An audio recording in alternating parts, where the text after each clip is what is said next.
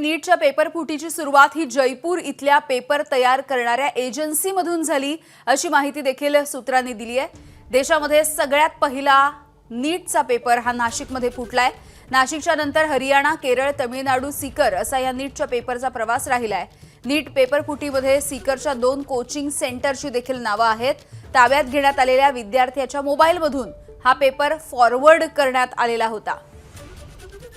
सोमेश कोलगे आमचे प्रतिनिधी आपल्याला याविषयीची अधिकची माहिती देतील। सोमेश, जयपूर मधल्या पेपर तयार करणाऱ्या एजन्सीमधूनच हा पेपर फुटला असं कळतंय। नक्कीच सध्याची माहिती मिळते त्यानुसार जयपूर मधल्या एजन्सीमधूनच हा पेपर फुटला आणि आपल्याला सर्वांना माहिती आहे की सगळ्यात पहिल्यांदा या पेपर फुटी प्रकरणी राजस्थानमध्ये तपास झाला होता।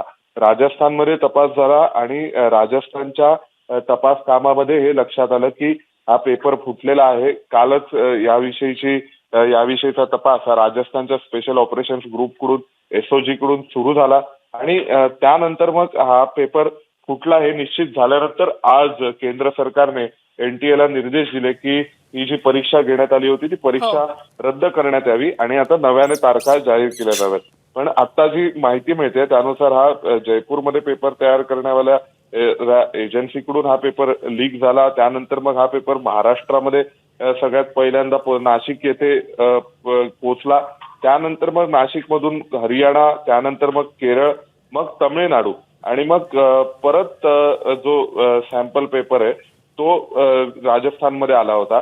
राजस्थानमधल्या 2 मोठ्या कोचिंग सेंटरचं नाव या सगळ्या प्रकरणामध्ये समोर येते आणि स्पेशल ऑपरेशन्स ग्रुप जो आहे राजस्थानचा त्यांनी काही विद्यार्थ्यांना ताब्यात घेतले। त्यांच्या मोबाईल मधून याविषयीचा तपास सुरू आहे की कोणाकोणाला हा फॉरवर्ड केला गेला होता आणि या विद्यार्थ्यांनी मोठ्या प्रमाणावर हा सॅम्पल पेपर फॉरवर्ड केला होता असं आता दिसतंय।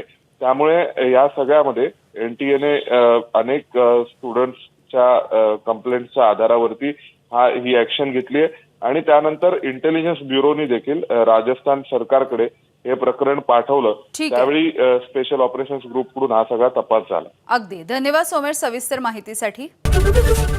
एबीपी माझा, उघडा डोळे बघा नीट।